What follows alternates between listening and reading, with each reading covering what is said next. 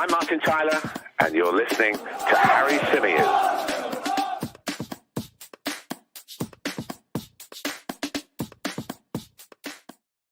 Good morning, everybody. How's it going? Welcome back to another live edition of the Chronicles of a Gooner, the Arsenal podcast, part of the 90 Min Football family. As ever, I'm your host, Harry Symeou, coming to you live on this Saturday morning, bright and early, before 8 a.m.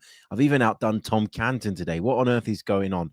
No, the truth is, I've got to get off to work in a little bit, down at Craven Cottage today for full commentary of Fulham versus Leeds United from the Premier League. I need to set off very, very shortly in order to get there in time. And I figured that I couldn't wait to get this episode out. I didn't feel like this was an episode that could wait until this afternoon when I return back home because of A, the significance of yesterday's result, and B, because of how it all went and how it all ended. You know, it was such a roller coaster of a game in terms of the emotions that we went through. And I found it really, really difficult to cope with. I've got to be honest. And look, let's get the first thing out of the way.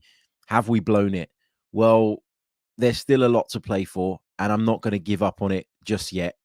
And obviously, we've got that game coming up on Wednesday night at Manchester City, which could be huge in terms of where the title ends up. But you have to say that we're no longer favourites. We probably weren't the favourites at the end of last weekend, if I'm being honest with you, but we're certainly not the favourites now. If you ask me, we've certainly surrendered control of the title race to Manchester City. Look, Manchester City, you know, they can do it, and they can do it probably quite comfortably now, I would think, because I still look at Arsenal's fixtures and I still feel there are a couple of games in which we could drop points. We've just dropped points in 2 games that I thought, if we were going to win the league, had to be absolute bankers. And we didn't manage to get 3 points in either of those games. And, you know, it was funny because yesterday, you know, we sort of gone into the game worried about what might happen if we take the lead. So what did we do? We went 2 goals behind. I guess if you think about it logically, you can't throw away a 2-goal lead if you're 2 goals behind. Obviously, that wasn't really in Arsenal's thinking, but you know, you're looking at this team at the moment, and it just feels like everything that could possibly go wrong is going wrong all at the same time. And it's causing us so many issues, so many problems. You know, defensively, we're conceding goals left, right, and center. And the nature of the goals that we're conceding is really, really poor. You know, I talked about Aaron Ramsdale and maybe the fact that he should have saved Jarrod Bowen's shot at West Ham last weekend. And there was a debate around how culpable Aaron Ramsdale was for that. But there's no doubt that Aaron Ramsdale's mistake at the start of the game last night really, really set the tone and put us on the back foot from the off. I mean, I've watched it back 5, 6, maybe 7 times now, and I still can't understand what goes through his head in terms of trying to play that pass. Now, I know Arsenal always drop that option into that middle area, sort of into that hole, into that pocket. But as a goalkeeper, you've got to know that that pass is too risky. You are the one that can see what's going on in front of you, and you need to make the right decisions. So decision making at this moment in time is really, really costing us and really, really letting us down. You know, there's that, and that kind of sets off a sort of wave of events that means the game goes way out of Arsenal's control, and we have to try and wrestle it back. And, you know, we'll come on to the rest of the game a little bit later on, but that type of error is the type of error that Aaron Ramsdale maybe made at the start of the season. Sometimes it didn't go unpunished, and we were a little bit fortunate in that. I know that I always say that managers like Mikel Arteta, who insist on their goalkeeper playing that way, also accept that there is an element of risk to that. But I had sort of sat down on Friday morning and discussed at length, actually, with some colleagues, how bad David De Gea's decision-making was in Man United's Europa League tie with Sevilla, where he did basically exactly the same thing. He gave a hospital pass to Harry Maguire, who lost the ball, and Sevilla scored as a result of it. And I thought, you know what? The good thing is we've got a keeper that's got more sense than that. We've got a goalkeeper that plays out from the back actually quite naturally and shouldn't make that type of mistake. But, for Aaron Ramsdale to do that inside of a minute, it caused a lot of problems. And a colleague of mine who was at the game alongside me said, well, you'd rather that happened in the first minute than in the 90th minute. And I get that. And I have to be honest, when we were 1-0 down, I know a lot of people felt nervous and concerned. Me, not so much. I felt like Arsenal were more than capable of turning the game around still at that point, and I wasn't massively disappointed. It was one of those for me where I was looking at it at the time and going, right, it's happened now. You've got to put it out of your mind and you've got to continue to play your game. But what happened after that was the game just became incredibly frantic. The first half, the entire first half, and I was speaking to Charles Watts at half-time about this, is that the entire first half was as if Arsenal were looking for a goal in the last 5 minutes of the game. It was so chaotic, so frenetic. And what that does is leave spaces and leave holes because you're overcommitting. You're trying to force the issue too much. Whereas if Arsenal had played their game and been a little bit more measured in what they were doing and in how many bodies they were throwing forward and how many players they were committing into Southampton territory, I don't think we concede the second goal. And the second goal is the one that takes it really out of control. The second one is the one that gives Arsenal an absolute mountain to climb. But even after conceding the second goal, I still didn't feel like the game was done and dusted, like the game was over. And that is a testament to this team, because this team have shown character this season. This team have shown fight. They've shown a willingness to sort of fight till the very end and to never give up. And that is one of the positives of last night. The fact that Arsenal did manage to salvage a point that you never know might prove important come the end of the season. It wasn't enough in terms of what we set out to get from the game and what we wanted, but that point could be significant depending on how results go. So that is the one small positive from last night, but it doesn't mask the overriding feeling of disappointment for me. Carlos Alcaraz, is it Carlos Alcaraz? Alcaraz, anyway. He got that first goal in the first minute, and he was a menace to us in that first half. He kept drifting into those spaces in between the lines. It was like Theo Walcott was playing from the right, Armstrong was playing from the left. And although maybe you looked at Southampton's team at times and thought it was a three-pronged attack, it very rarely was that. Alcaraz would drop into those deep positions, and then he'd get up alongside those two and in between those two and cause us all sorts of trouble. And I think I'm right in saying it was his passing behind Gabriel that released Theo Walcott, who added the second. And, okay, Theo Walcott doesn't celebrate out of respect, blah, blah, blah. I don't really care about that, to be honest with you. I know a lot of Arsenal fans were so thrilled that Theo Walcott had sort of been quite muted in his celebrations, but who cares, man? You play for Southampton now. You want to celebrate. That was his club from the off as well. He started out there, didn't he? So I don't have an issue with that. But what I do have an issue with is the way that we were sliced open. And that comes, again, if you watch it all back, and not just the goal itself, if you watch the 2 or 3 minutes in the lead up to that goal, it comes from Arsenal, as I say, being too eager, being too frenetic, being too chaotic, and desperately trying to force the issue. They're playing blind passes into central areas. I think it was Martin Odegaard's ball in field there that gets intercepted. And from then on, when they break, where's Thomas Partey? He's certainly not marshalling the back line in the way that he should be. And this is at a time where we've got a weakened backline with Rob Holding in it. And we've been talking all bloody week about the need to add that additional layer of protection, to just be that little bit more careful in and around Rob Holding's area. You could argue that at times we did it too much last night and it impacted our build-up. But in the instance of Southampton's second goal, we completely abandoned that idea of protecting Rob Holding. Why? Not because it was a tactical instruction, not because it's something that Mikel Arteta wanted the players to do, but because we got carried away. We got drawn in. We got sucked in because we were so desperate to go and find that equalizing goal literally instantly. And this is where experience comes in and know-how comes in. An experienced team, a team that's been there and done it, full of winners, full of senior players, would say it's 1 minute on the clock, reset as if it was 0-0. Let's play our game and trust that we're going to be good enough over the course of the 90 minutes to put this right. And 9 times out of 10, when you're playing the bottom team whose confidence is on the floor, you're going to be able to do that. You're going to succeed in doing that. But for us, it was, oh my God, we dropped points last weekend and we dropped points the weekend before. We have to put this right now. Not in this game, not tonight, but now. We have to put this right now. And we overcommitted. And, Arsenal under Mikel Arteta, sort of generally speaking, have been much better in transition situations. And I'm talking about defensively here than Unai Emery's Arsenal were and then Arsene Wenger's Arsenal were. That was one of the first things that I spotted when Mikel Arteta came in and took over. And for some reason, recently, that's gone completely out the window. We've gone from having a manager in Mikel that people looked at and said was at times too pragmatic to a team that is just the complete opposite, that is just full of chaos and wants to bomb forward all the time and wants to be super aggressive all the time. And as with everything, it's got to be done in moderation. It's got to be done when it's sensible, because in this league, even when you're talking about the bottom team, there are players out there that are good enough to punish you and players out there that are good enough to hurt you if you leave spaces and if you leave gaps. And we did that.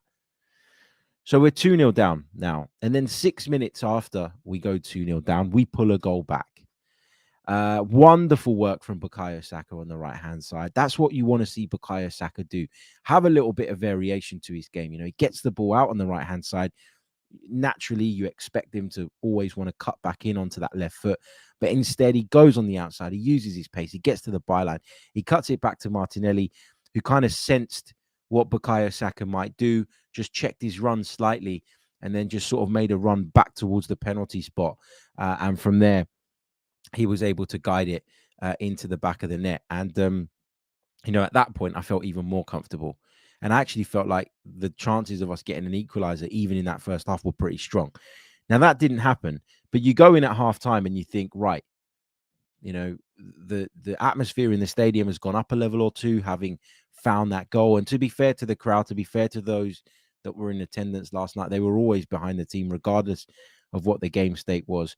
And you think, right, massive 45 minutes. I think I remember tweeting at halftime saying, I don't really know what to say about that. People were messaging me, friends of mine, what the hell is going on? What was that? What are we watching? And my response was, guys, I don't even know how to put that into words. It was chaos. It was nuts. What we need to do is compose ourselves and go again and play our game. And if we do that, I'm confident that with the crowd behind us at Emirates Stadium, given what's at stake, we can find another couple of goals. Then the second half begins.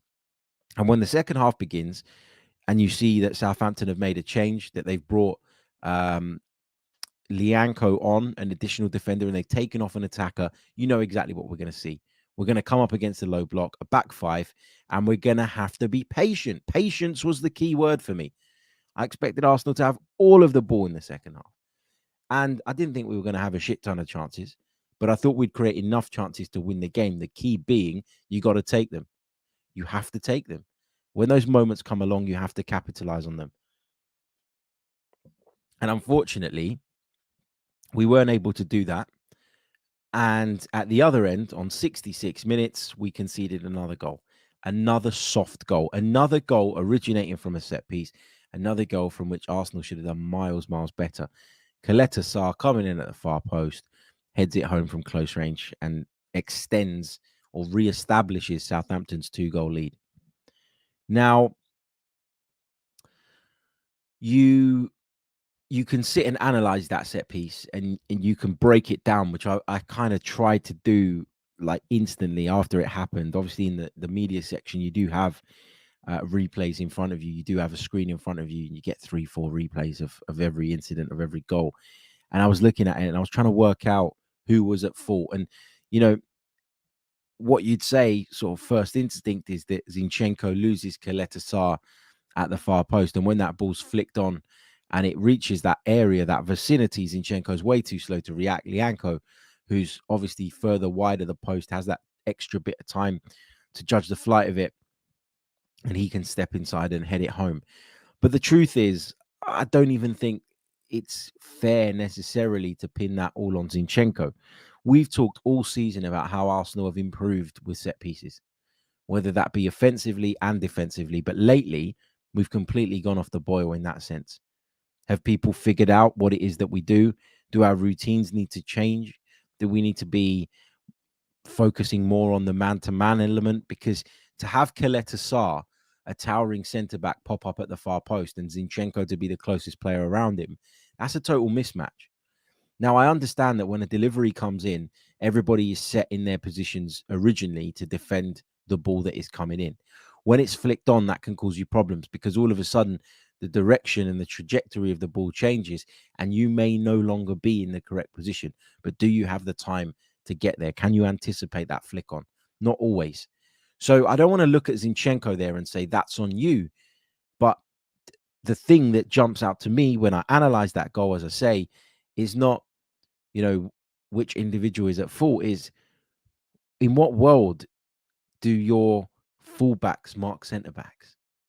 In what world do you ignore the opposition's biggest aerial threats? That's what really upset me about that goal.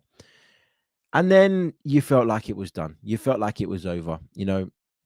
Leandro Trossard had come on and he tried to make something happen. And, we kind of abandoned that midfield area even more by taking away Fabio Vieira, whose performance we'll come on to in a bit.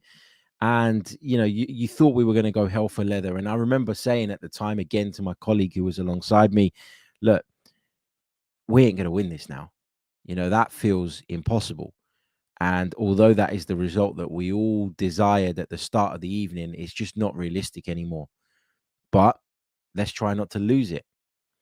And you want to try not to lose it because although Arsenal dropped points at Anfield and West Ham, they continued on an unbeaten run, which is something.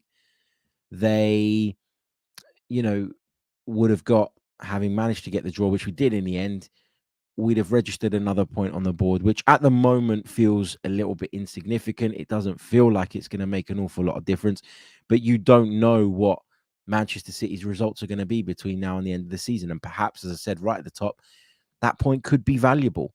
You've got to try and get whatever you can from a game. And then Martin Odegaard scores a goal on 88 minutes. And at that point, I'm thinking, well, let's just get the draw.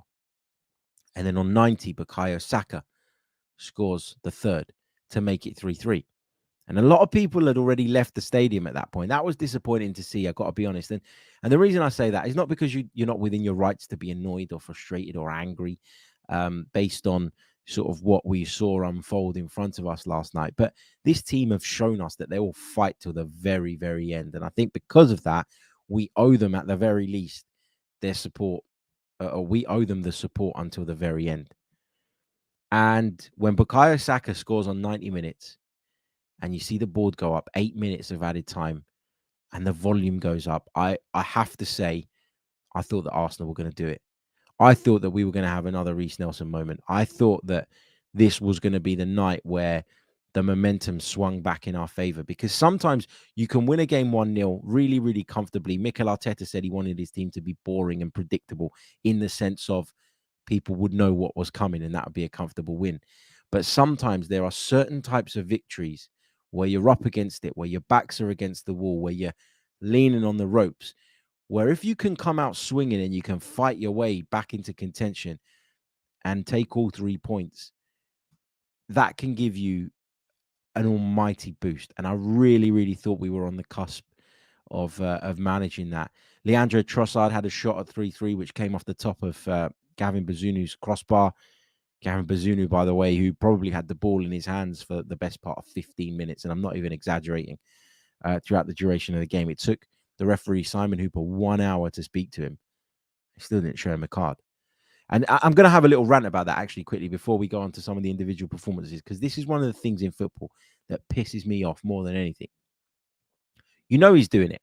He's time wasting. Southampton were doing it from the first minute. Why? Because they were leading from the first minute.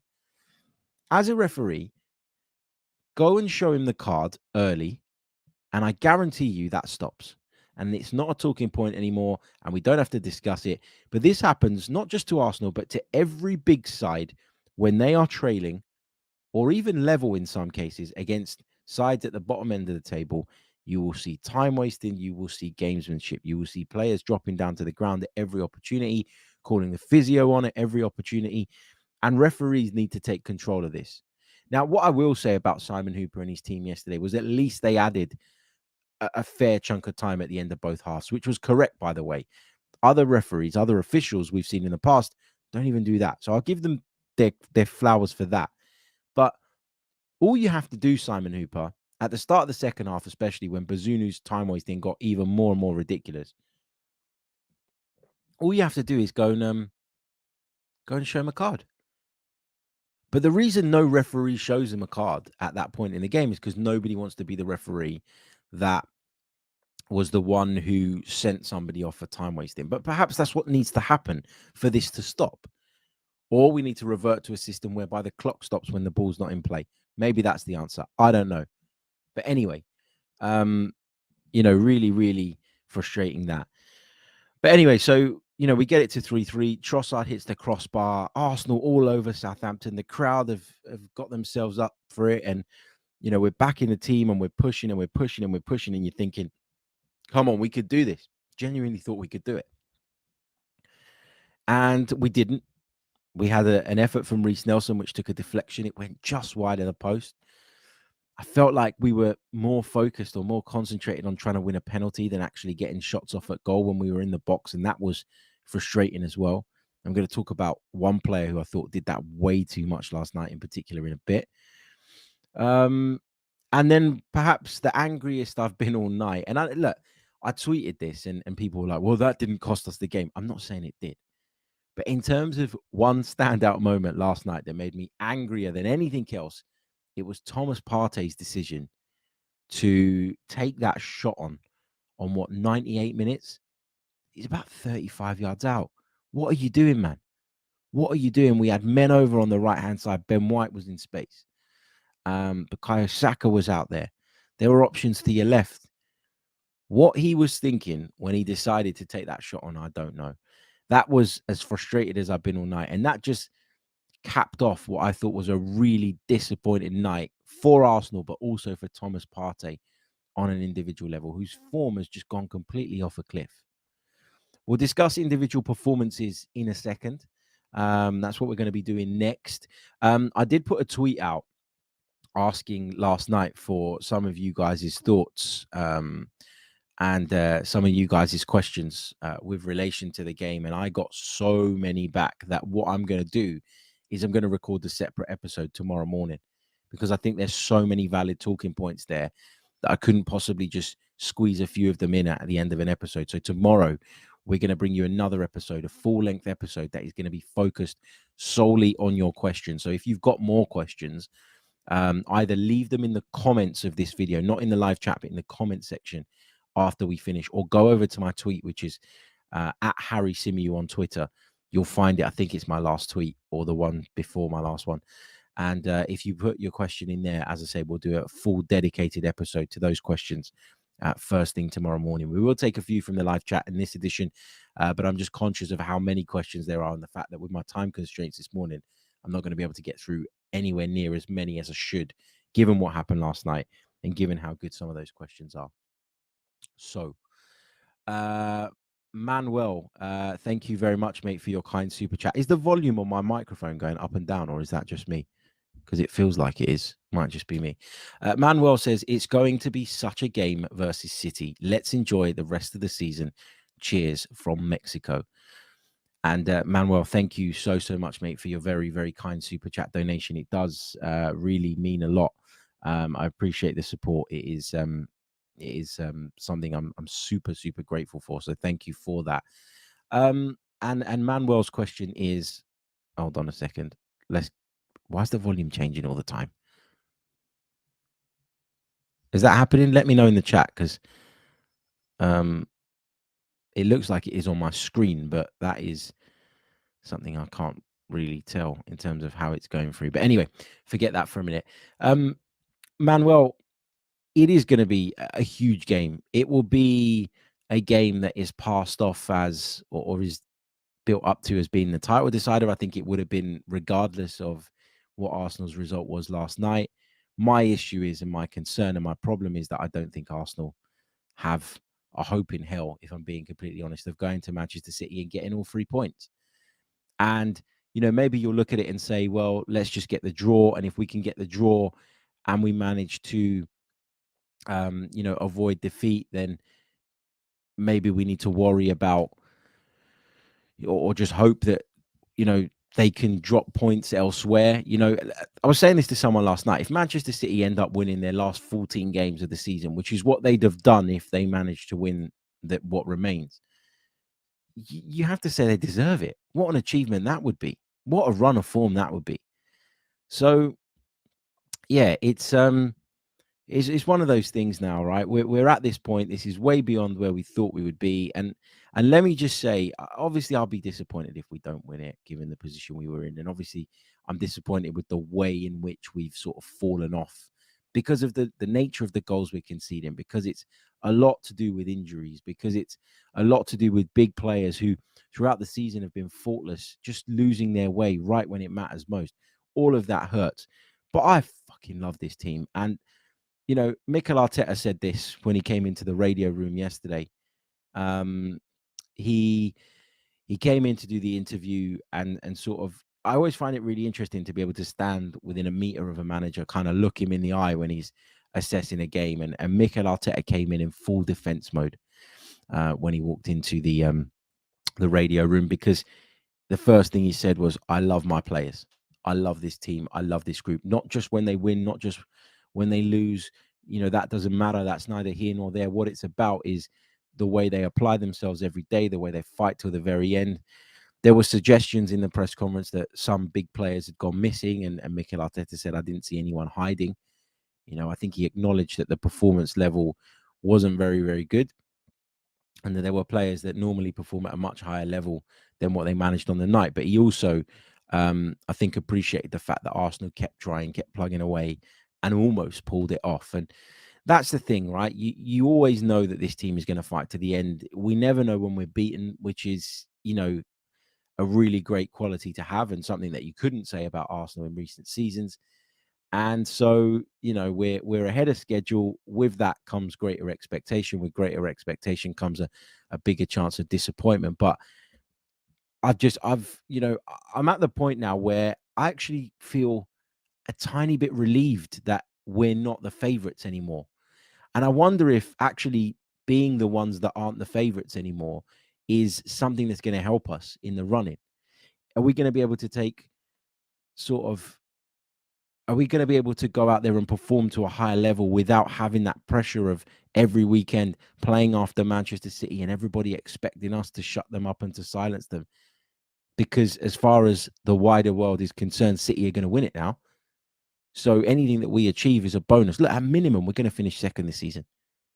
We guaranteed to finish above Spurs last night, which has got lost because of the disappointment around how the result went in the end. But, if you'd have said that at the start of the season, people would have gone, oh, yeah, I can't wait for St. Totteringham's Day this year.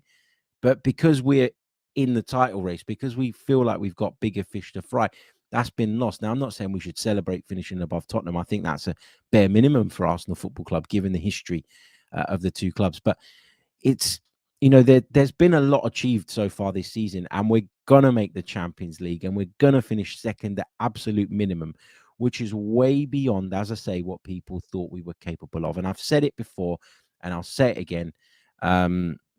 We are playing, or we are up against a team that are really, really strong in Manchester City, arguably one of the Premier League's best ever. And that's why these draws feel like defeats, because in any other normal circumstances, you pick up a few draws, but you remain unbeaten. People are talking about the fact that you're still unbeaten.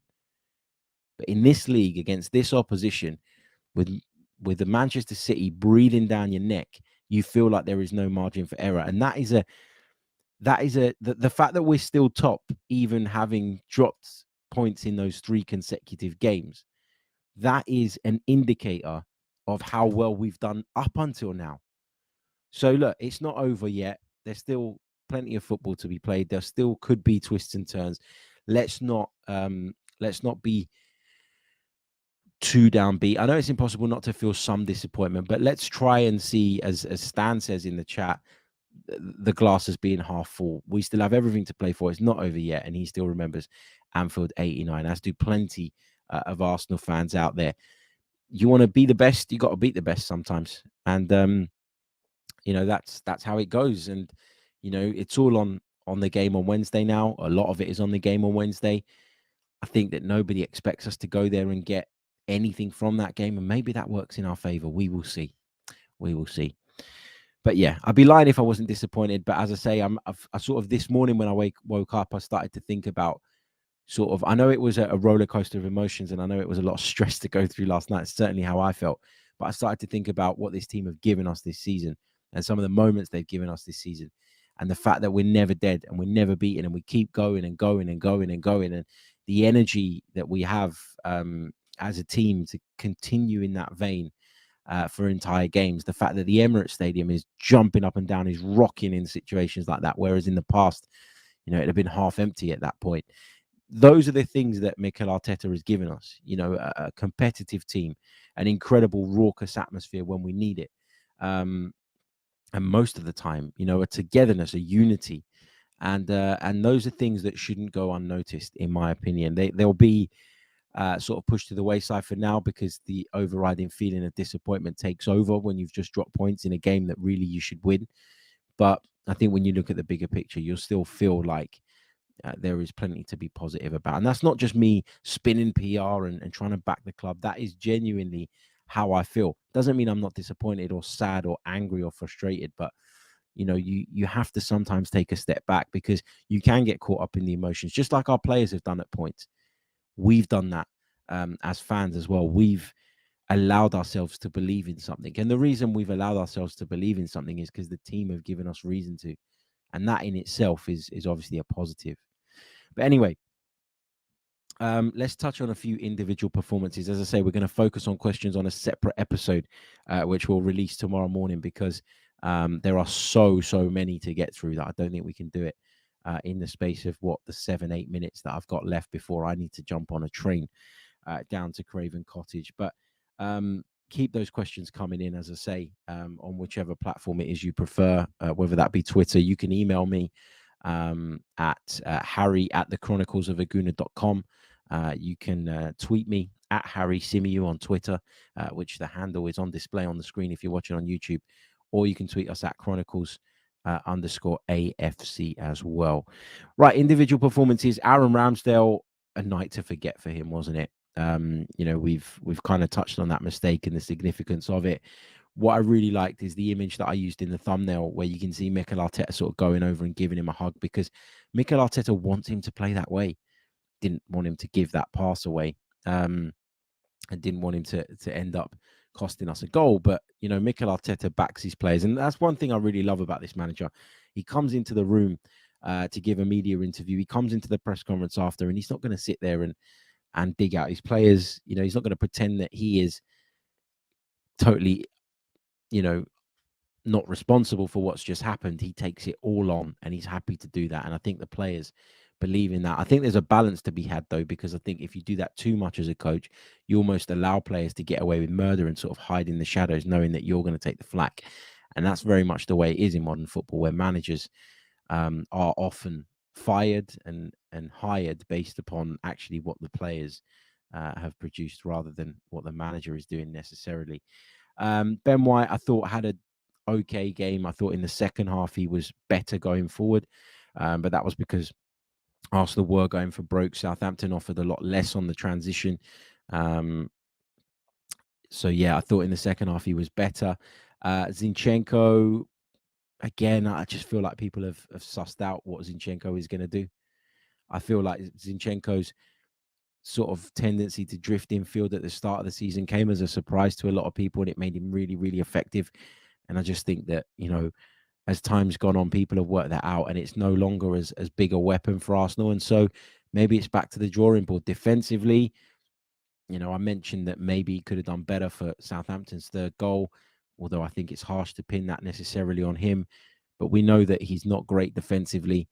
We know what he does bring is extra support in the midfield. But yesterday, we still seemed incredibly exposed in midfield on the transition in that first half. And I'm going to talk about Partey in a minute, but I think Zinchenko needed to help out more there, needed to do more there maybe.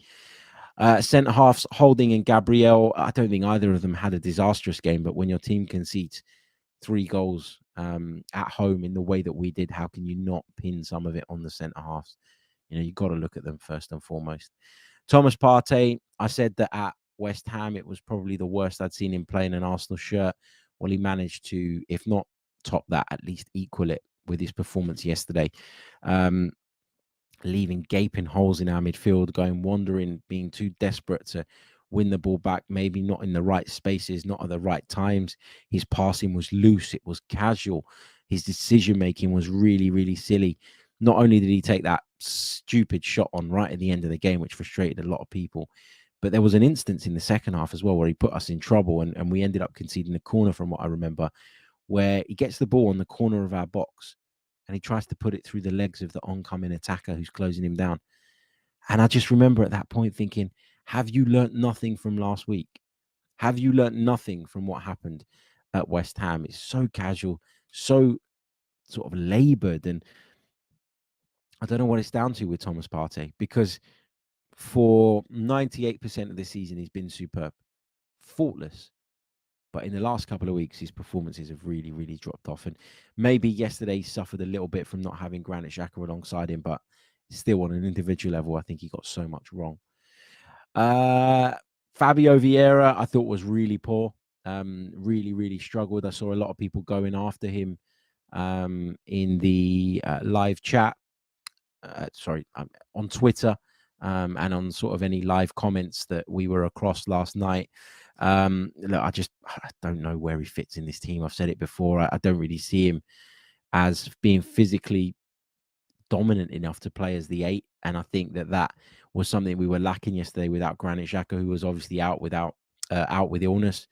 It just goes to show, for all the people that keep saying, oh, we need a Xhaka upgrade, he's rubbish, he's still no good, blah, blah, blah, how much we miss him when he's not in the team. Hugely important player. Helps Thomas Partey out a lot. Gives Zinchenko that extra bit of protection as well, and has got really good at supporting Martinelli down the left-hand side also. So we really, really missed Granit Xhaka, I felt. Martin Odegaard, I thought, was ineffective for the majority of the game. Just seemed to come alive right at the end, but it was too little too late. Martinelli, I don't really want to fault him. I thought he put in loads of effort, scored the goal that got us back in the game. Saka on the other side, again, lots of effort, scored a vital goal. They made their contributions. Gabriel Jesus frustrated me yesterday. I thought there were a couple of chances in the second half where he just showed us all something that I guess we've all known deep down, that he just isn't really a killer in front of goal. Wonderful in the build-up, impacts the game in a lot of positive ways, but just isn't the killer that we need him to be at times. Which was obviously frustrating. And the other thing was, I just felt like every time he got the ball in the box, if instead of focusing on trying to make something happen, teeing somebody up or creating the space for a shot, he was obsessed with getting a penalty kick. And once you do that once or twice, you start to, it's a bit like the boy that cried wolf. You start to get under the referee's skin. Your opponents are sort of making a point of stepping away from you in certain situations and showing the referee what you're doing. And then you're very unlikely to get a penalty kick at that point. I thought Arsenal had a few penalty appeals, by the way. There was one pullback on Martin Odegaard. I thought we maybe had a case there, but I haven't seen it a lot because we only got the one replay in the ground, and I haven't seen it on any of the highlights that I've checked out since. So, yeah, we'll just have to kind of take that on the chin. But yeah, that's kind of my assessment of the game. Still plenty to play for, obviously. The game on Wednesday becomes even bigger than it was for Arsenal. If Manchester City win that, you feel like they'll cruise to the Premier League title, and Arsenal will just need to try and get as many points on the board as they can in the hope that Manchester City maybe slip up. But listen, this team have given us so much. We will look back on this season, I think, afterwards, regardless of what happens, and say what a ride it was. And there's certainly been improvement, but you can't help but feel disappointed on this Saturday morning. A quick one. If you haven't done so already, please leave a like on the video. Just 35 likes on the board. Come on, that's nowhere near good enough. Let's get it up to 100 at least. Be sure to subscribe to the channel if you're brand spanking new. If you're listening to us on audio, then please do leave us a review as well. I'll be back tomorrow with another edition of the show in which we'll be tackling and focusing solely on the questions that you guys have been sending me off the back of last night. I think I had about 40 odd replies to that tweet within the space of a few minutes. So there's loads of questions. I've sort of glanced through them. There's lots to get into. We'll do all of that tomorrow. And maybe I'll have a different viewpoint. Maybe I'd have processed a little bit more and my outlook will have changed by then. I don't know. But yeah, anyway, I'll catch you all soon. Thank you, as always, for tuning in. Enjoy your Saturday if you can. That's the problem with Friday Night Football. When it goes against you, it messes up your weekend right from the off. But I'll see you all soon. Have a great Saturday. And until next time, take care. I'm Martin Tyler, and you're listening to Harry Symeou.